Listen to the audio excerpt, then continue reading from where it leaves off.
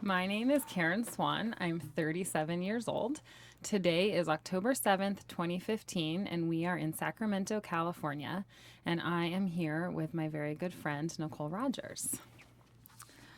I'm Nicole Rogers, and I'm 37.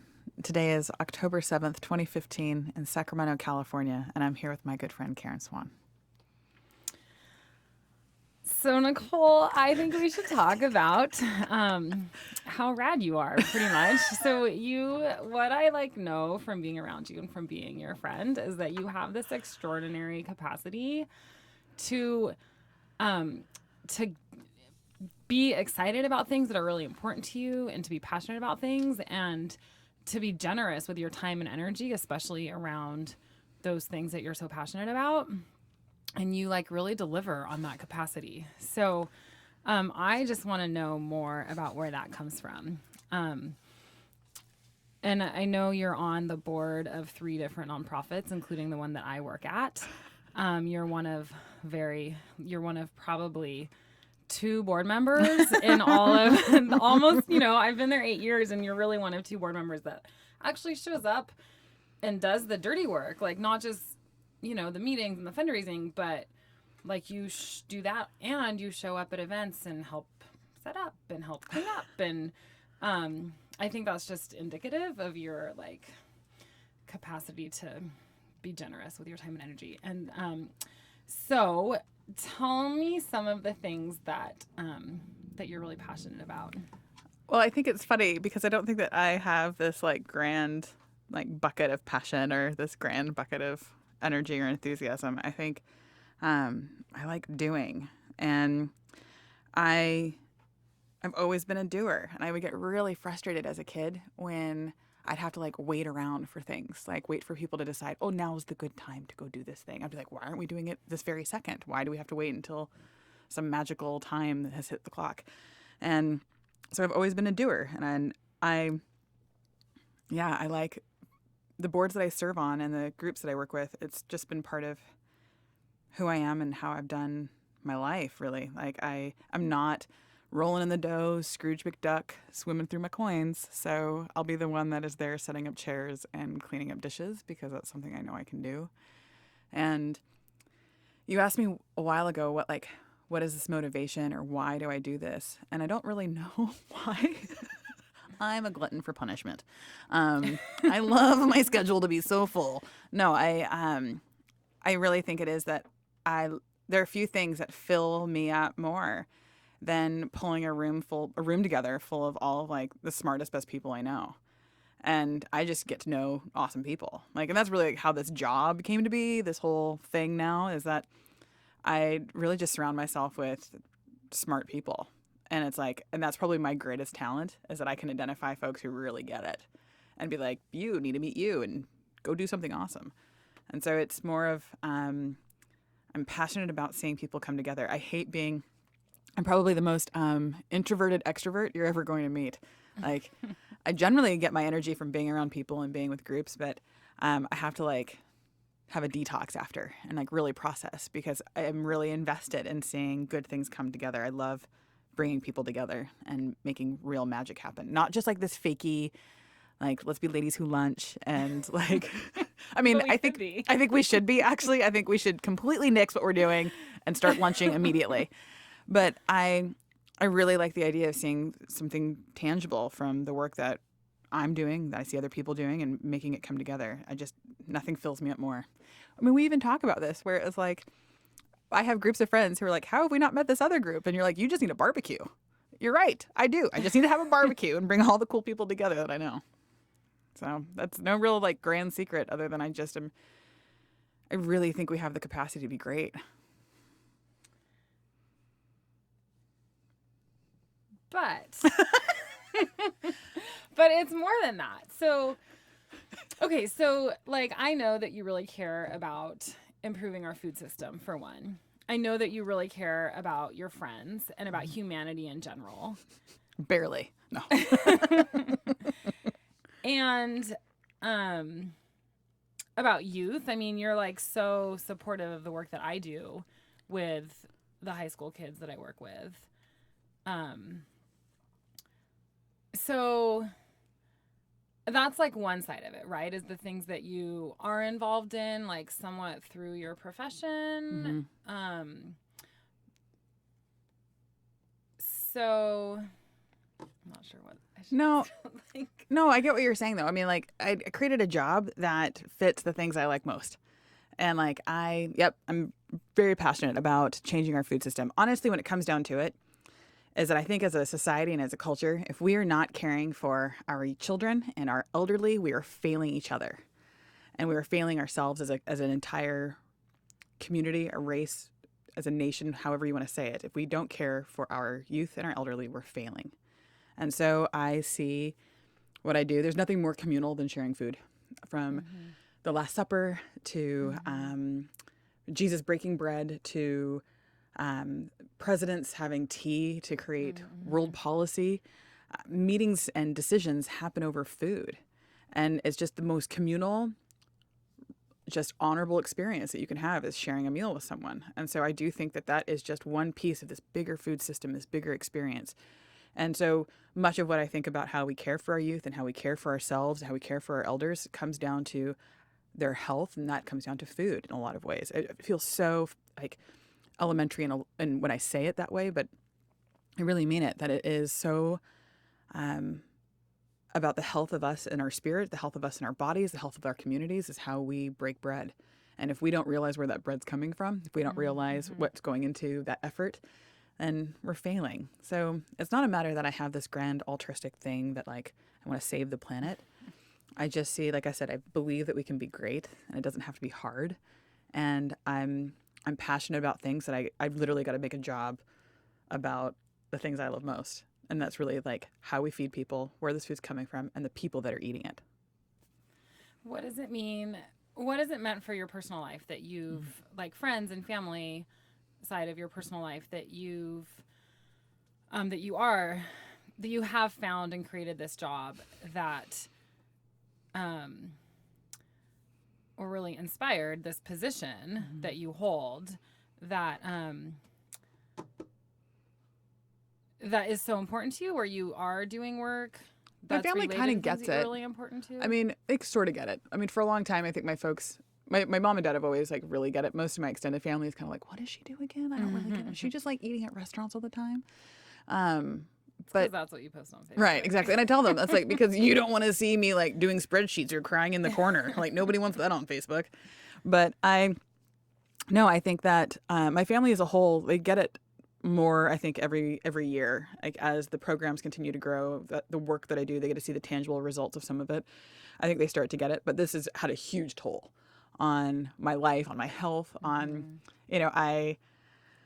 I work a lot. I do it to myself. I'm not a martyr. I manage my own schedule and I fill it up myself. I totally get it. But it doesn't change that my family has to kind of take that, not a back burner, but I've always had this gap where I'm working, and no matter what it is that I'm doing, and my family has always had to just kind of support that being there. And I think this is one of the first times that they're seeing that the mission of what I'm working is worth it.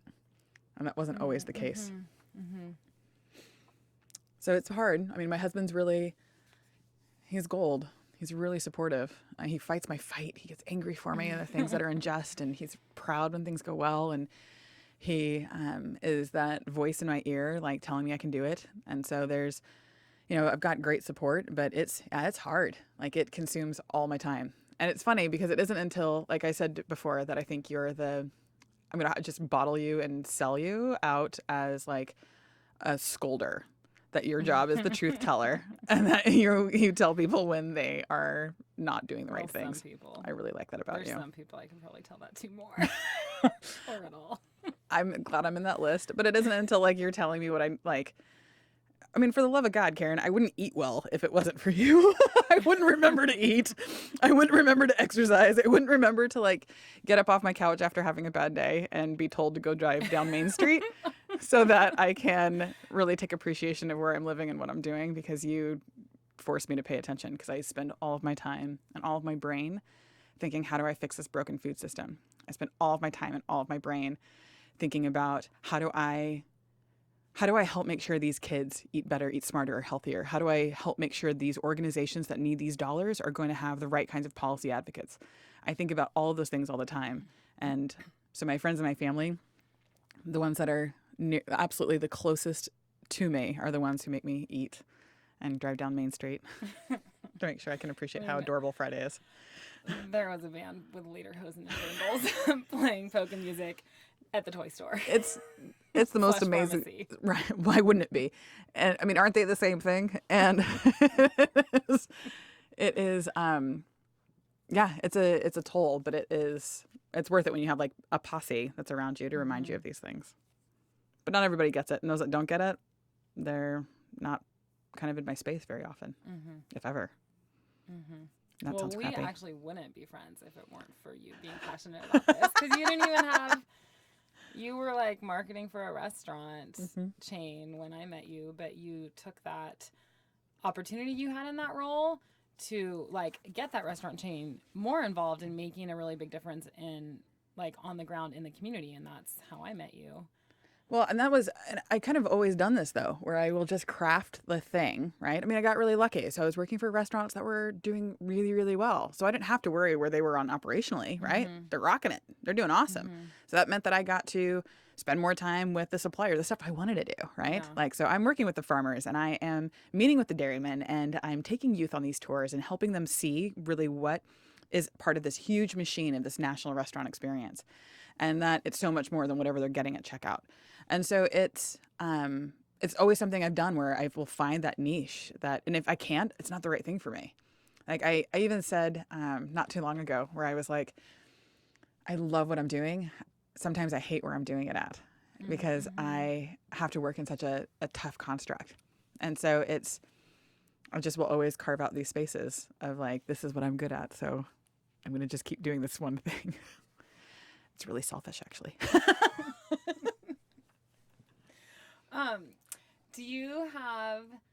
What advice would you have for somebody who maybe like has interests and is really excited about things, but like doesn't really know how to turn that into action? Because you're so good at that, right? Like you're all action. What advice would you give someone who's like, oh, how do I do better at like making a difference on the things I care about? I think some of it is I really subscribe to the few things really, really well. So, I mean, yes, you make jokes about like I do lots of things, but they're all really within the same kind of sphere.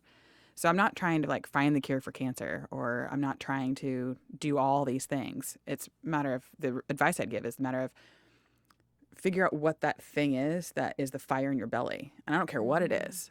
I said this to when my sister-in-law graduated high school. I said to her, I want you to try 1,000,001 things and I want you to fail at 1,000,000 of them. Like fail bad.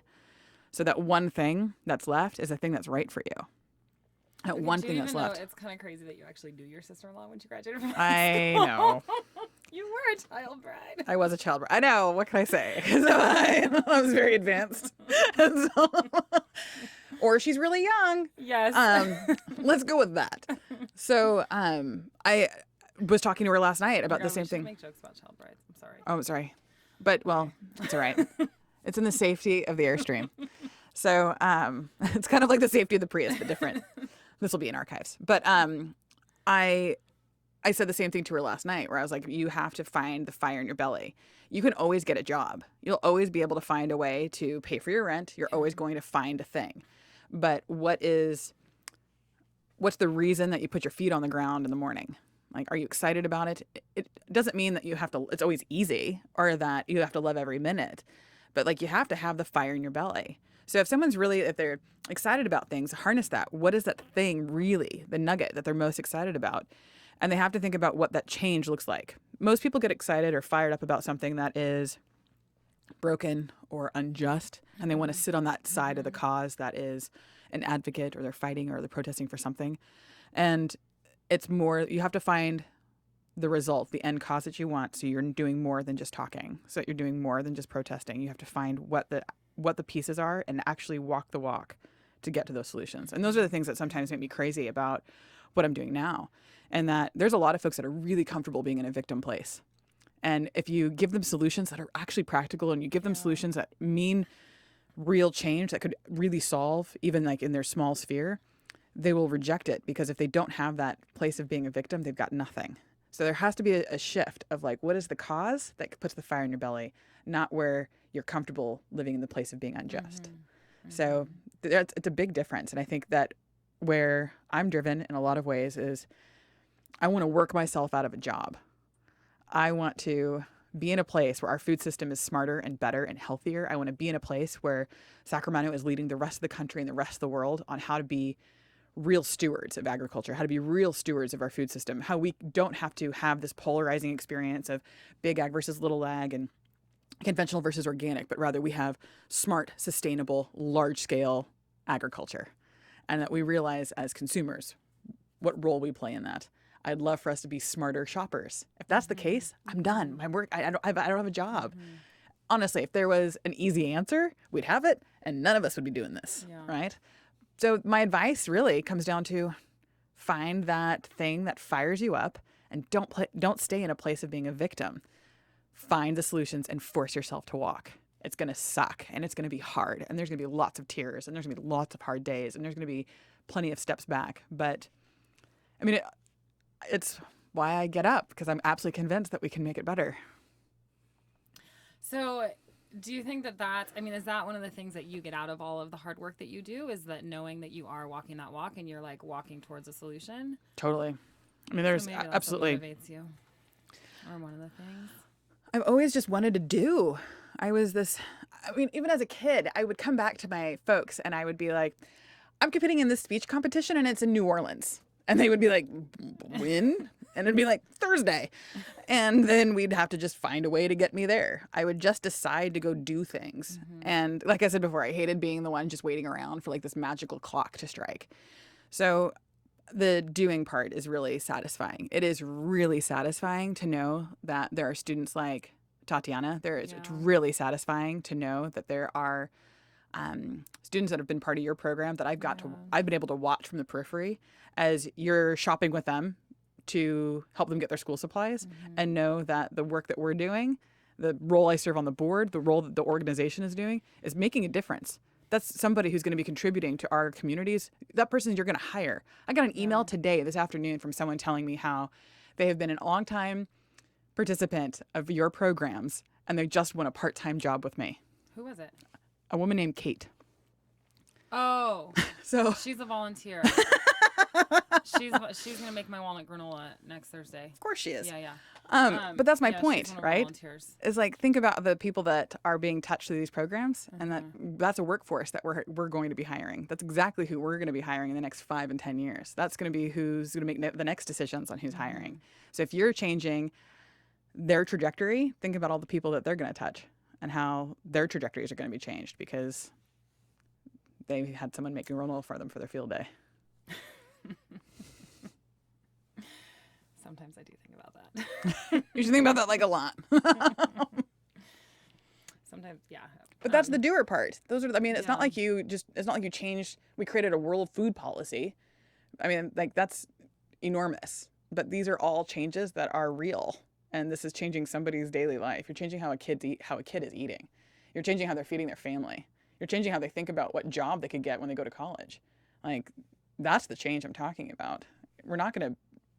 It just doesn't happen. We don't fix this system overnight just because we want it better. Those are the things that we really see. That's the real change. Okay, so. Oh, no. So that's all sorts of nice stuff about, work. Which I know is like super ingrained for both of us really within like our personal interests and our personal lives too. Like everything, I send text messages like. Which are my most favorite thing on planet Earth. Well, to you. But like, like in the evenings, I'm still like checking in with Tatiana or whatever, Jaquay or the kids who are supposed to be. You're not just checking in. You're checking in like on their cell phone bill, and you're checking in on their applications, and you're checking in on their train ticket, and you're checking in on their luggage, and you're checking in on their externship applications. So you're doing more than just be like, how's it going? It's Tuesday. Right. But yeah, so for both of us, I feel like what we do professionally is like super ingrained in like what we think about in like outside of, it's not just like we go to work and then we do other things. It's really like kind of all mishmashed. I don't know what that would look like. I mean, do Yeah, you know I what that don't would e- look like? I don't know I how to don't like know. leave work at 5. I have coworkers who, they have different roles. They're not in the same sphere, right? So they Yeah. have different roles, and they're able to like literally leave. Like they're getting ready for spin at like 4:55, and I was like, where are you? What's happening? Like, did the bell ring? They just can shut it off. I don't know what that's like. Which is why I want you to be a soul sister. Oh, that's gonna be so that good you though. can be like, it's Wednesday at 3 p.m. I'm shutting work off. I'm not taking my phone. I'm gonna go like do a track workout / self-esteem exercises that are disguised as track workout warm-ups with some junior high girls to help them train for 5. Anyway, so that's like that's why I've been pushing you to do that, is because I want you to have a chance where you can like turn it off and do something that like gives back and like to you, right, with it, because I know you'll get so much out of that. So that's kind of. But it's weird because I don't think about those things unless somebody gives me permission for it. And it's like the minute that you said that you were signing up, I was like, oh, I need to log on. I need to do this because Karen's right. I need to like carve. Like I told you, I wouldn't eat normal food. I wouldn't go to bed. I wouldn't do these things. I wouldn't like find the Nicole time if you weren't there to be like, get up. So do you like how your Nicole time is going and mentoring a junior high girl? I could be like, so it's time to turn off your phone and go get a manicure. Same Which thing, would be it's fine. totally great too. But I'm like, I know that like the way that you can make yourself do that is if there is a 13-year-old girl relying on you to be 100% present and 100% available to her for this hour. And I also know that that'll be super valuable time for you, that like you will come away from that energized and excited. It sounds like such a luxury to be like, oh my gosh, I get to turn my phone off and like Which is why just be with this I person. know. Which is why like I had to recommend to, I mean, it's not like I find my job to go find things to recommend to Nicole. But not. that's why I mean, one of it, I'm like, oh, this is a super important program to me. My friend started it. It's awesome. She's like tricking these junior high girls into building self-esteem and learning healthy habits. No, it's true. She has, okay, here's a warm-up for track exercise. 3 hula hoops. They're like one's here, right? Like bigger version. Right. Of the field. So there's like a small hula hoop in front of them, and then a hula hoop a little bit farther away, and then a hula hoop farther away, and they have bean bags. And so it's just like a fun little warm-up activity, like toss the bean bag into the like far hula hoop, and then like toss it into the closer one, and toss it, and like you're more successful at the closer one. But so then somehow she like turns that into this goal setting thing, right? That like you can accomplish these big goals back here, but you have to like get done through these smaller steps first. So that's what I mean when adorable. I like tricking them into like, you know, learning things, right? When they're like, oh, I'm coming out to join a running club. So, but like I thought of you like, oh my God, Nicole should totally do this, because one, she would be rad and the girls would like love her and she would like be this great mentor to someone who needs a mentor. But also it would be like reciprocal for you, right? Because I know that you would get so much out of that. And I also know that you need like an hour at least every couple weeks where you can just turn off your phone and tell your boss like, I am not available for any phone calls or meetings. You realize or, I'm just going to say like, emails. Karen says I'm not available, so. Well, no, I mean, the thing is like, you're not going to be like, oh, I'm not available because I'm going to the doctor. I've been with you when you've just completely like missed, like you had to leave for a doctor's appointment. And then I'm like, oh my God, did you make it on time? You're like, oh, well, I got this phone call and I had to go to the other meeting. Like, that was a doctor's appointment. I know. So, like, I know that you won't do it for yourself, but I know that you'll do it for a 13-year-old girl who needs a mentor. And, like, right? It's funny because as you say it, when you were telling me about it, I was like, I could never imagine myself, like, being late or, like, disappointing this girl. No, exactly. Like, I don't have a girl. I'm not even, like, official yet. But, right. like, this vision of this person, I couldn't ever manage. But I would have no problem being like, I'll just skip my run. Yes. I've got stuff to do. Yes, because you'd like get an email and you have to put fires out at work or whatever it is that are like, you know, not going to be as important to you. Like those things aren't going to stop, but this hour to like be there for this girl who's training for her first 5K ever when she like never thought she could do something would be really important to you. So anyway. No, I'm signing up. It's real. I signed up today, but we have to do a background check thing. Okay. They got 20 girls signed up. Oh my gosh, so that's they awesome. Need to they need you. Okay. Yeah. Okay. I'll do it. I promise. Yeah. That's gonna be awesome. So personally, you also like your capacity to like be really passionate and be excited about things is so genuine. One, like in these things we just talked about that relate to like changing the food system and, you know, making better opportunities for youth and for the elderly, right? Like those causes, which I don't even know if causes is the right word. Like they're just like things that we should all be concerned about, right? But those, yes, like we've talked about how you like work really hard towards those ends, right? Yeah. But you also that same capacity to like be excited and be really giving applies, like it extends into your personal relationships, right? So your friends, like you are you're one of the first friends that you're one of like the first 10 people probably that knew I was pregnant. And I was not, you know, like you had to convince me you're the one who had to tell me like you need to stop calling it just your fetus. Okay, what I love about it is that we're at Pinkberry and I asked you something and you're like, well, I'm kind of knocked up right now. And I was like, what? And I love that you're an adult married woman saying you're knocked up. My favorite thing. And yes, you had to stop calling it your fetus because you were so clinical about it and because you're so sciencey. Like I told you, like Natalia's going to grow up with this, like with parents who measured her like quantities of food in cc's and not milliliters because it's not as accurate. Like it's really tiny though. Every cc counted.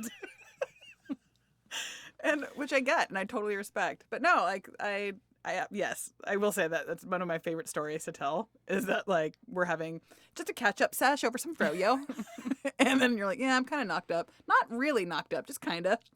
Well, yeah. So to me, it wasn't like, I mean, I wasn't really accepting it as like this thing that was like definitely going to be happening because I don't know.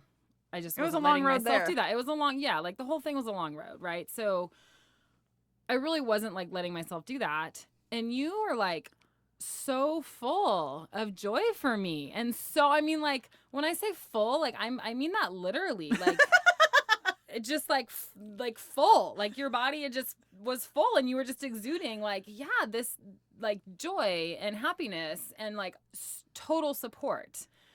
And that is just kind of, I guess, an extreme example. Like you don't, find out your friends are pregnant all the time. But I mean, you come over. I don't know. I do have a lot of like, friends. That's true. That are really pregnant. Yeah.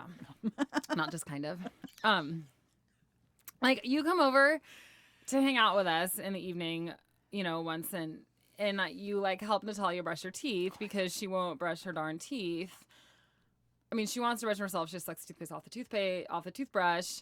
But like, I can't actually brush her teeth in a way that's going to prevent cavities by myself because she's like very determined and that's not something that she's going to like, because she's totally her she child. has her own idea about things, right? So I need a friend. I need like, usually her dad's there and he brushes her teeth or whoever's there brushes her teeth. Well, okay, so you were there. So Nicole's going to brush your teeth today and she lets you brush your teeth because it's a fun game when there's 3 of us. Like, you were so, like, I really actually believe when you said, oh my God, I could come over here every night just for toothbrushing time. And you're telling the truth. Like, if you were not emceeing an event or at like a dinner to bring all of these chefs and farmers together or to like raise money for this nonprofit that's teaching kids how to eat vegetables or for like whatever, right? If you weren't doing those things every night of your life, I would be brushing Natalia's teeth. You would come. You are telling the truth. Like you would actually show up just to brush my daughter's teeth, and you would love it. Well, so have you seen her? She goes ah. Right. I mean, that's adorable. I mean, let's get real. So how could you not want to do that? I mean, well, okay. It's like what I said to you before that it was super easy. Like the minute she was born, like it was just.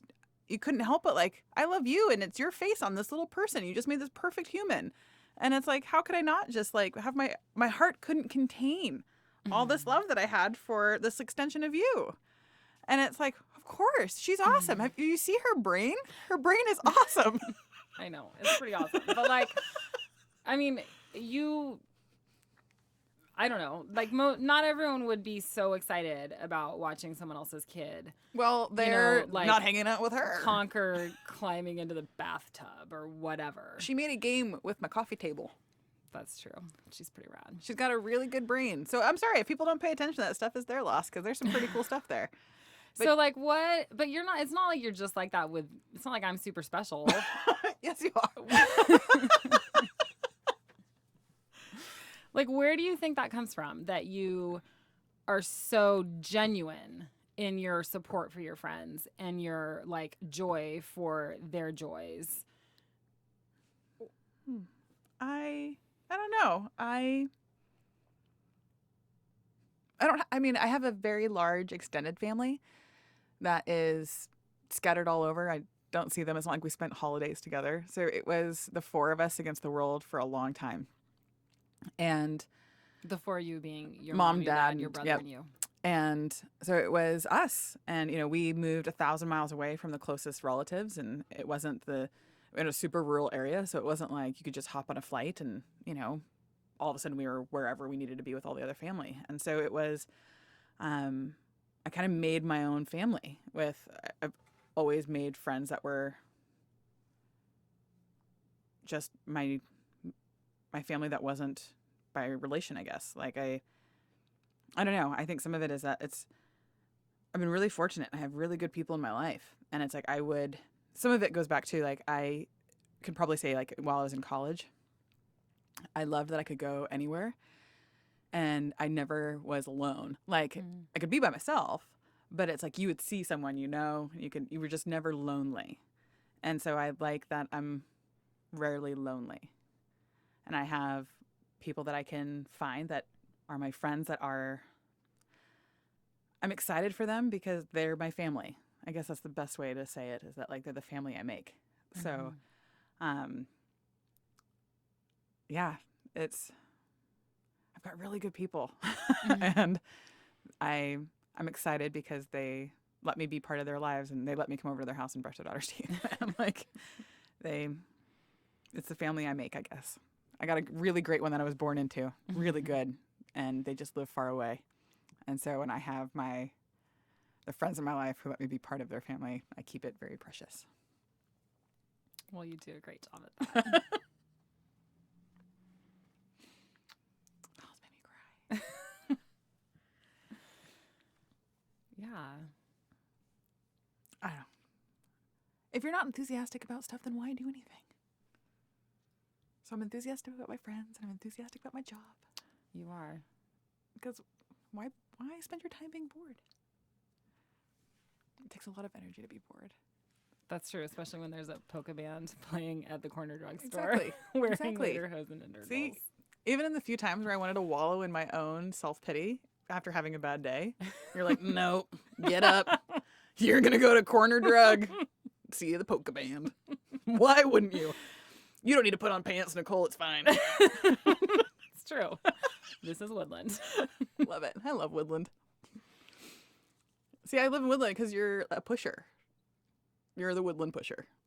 See, all the good things, all these good things. Eating, polka, my home, is because you're the truth teller who was like, stop it. Stop it right now. Get up and go do this. Stop looking at all these stupid neighborhoods. Come to Woodland. Stop eating stupid food. Eat this egg cup. You can still eat stupid food. I do, but I think, what would Karen say? Would Karen be disappointed in me? No, Karen would be like, have some more Skittles. Eating a handful of candy corn. Yeah. No. Well, I think it's pretty rad that you made it part of your job to sponsor a dinner for the organization I work for, and then I got to meet you. Isn't it good? Do you remember when we first met? Yeah. We both told my husband that like we kind of wanted to be friends with each other in real life, not just at work. And then my husband was like, So, Karen, Whoa. that's exactly what Nicole said about you. I think you guys just need to go make this happen. Just get together already. But what I really love is that we're at Old Soul and Dan is like sitting off somewhere else because Oh, yeah, this was before we realized we actually wanted to be real friends.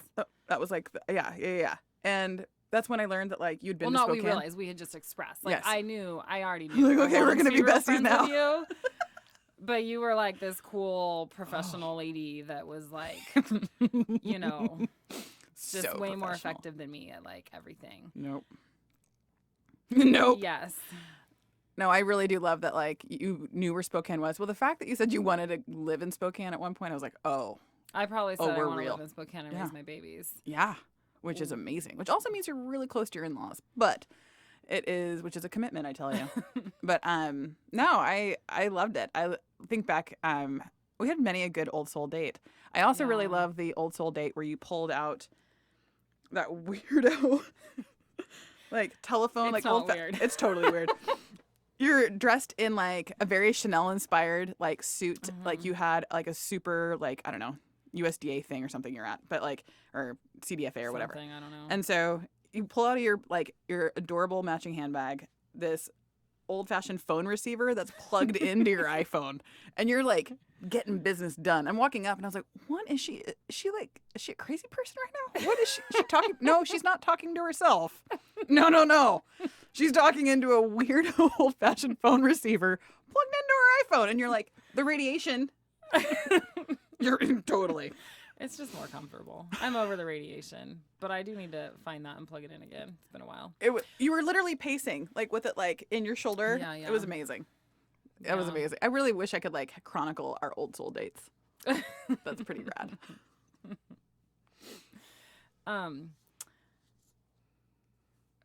Well, I know. You made me cry. You made me talk about my job, and we talked about Old Soul. that's true. And Natalia's brain and how she won't let anyone else brush her teeth. It's Unless kind of there's amazing. 2 people there. Which I totally get. I also did tell a lot of stories about how Natalia bails out the water from her bathtub into a bucket and then is Oh my gosh, really specific yes. about which plant. plants get the water. That's kind of a thing. And I've reenacted She's gonna conquer the drought. literally one baby at a time. And while she might be my Farm Fork spokes baby, she's also the California Save Water baby. Yes. I also reenact for other people Natalia's track practice. Oh my god. I probably look more than a little crazy pretending to be Natalia doing track practice. It's fine. It's fine. And then I show them the video and they're like, oh. like, oh, I get what you're Now trying I to do get there. it. It's like, no, really, it's hilarious. I love it. No. How can you not? If somebody is not enthusiastic about your kid, there's something wrong with them. There, I said it. Not Whatever. everyone has to like kids. You don't have to like my kid. Yeah, they do. I say they do. This is why I'm working on the baby science for favorite auntie. That's why you're a favorite auntie. Yep, that's the real. Well, it's pretty special that I get to have you in my life. And then Natalia will get to grow up with you because you're, in her same town now since I dragged you there. Yeah. Dragging. Yeah. It's pretty rad. I don't know. I think that it's easy to be enthusiastic. It's easy to feel motivated. It's easy to get up and want to do good work when you work with good people. And so I get to work with good people. I get to work with you, and you also are my friend. And like, there's few things where I can, few other outlets really. And I know few other people who could say this, that they can go to a friend and immediately shift gears between I've got this work thing and this thing is making me crazy, or I've got this problem, or I was in this meeting and these people are nuts, and I can talk work stuff and then instantly shift gears and be able to talk about our lives, or have you be like, well, you're getting kind of emotional about this because of this and this. Yeah. Think about it from this perspective, like that knows both sides of me. So it's easy to do your job when it doesn't feel like a job all the time. Well, thanks for doing a great job at your job because you're really making a big difference for a lot of people, and also for like being such an amazing friend and supporter. I love you, Karen. You're awesome. I love you too. Let's take over the world. That sounds hard. Okay, let's let's just feed a baby then. Let's brush Natalia's teeth and Let's call get it some kids to college. done. And get some toddlers to track practice. And we're good. and then feed some people some healthy vegetables Okay. from some local farms. Sounds like a regular Tuesday. Cool. Thanks, Karen.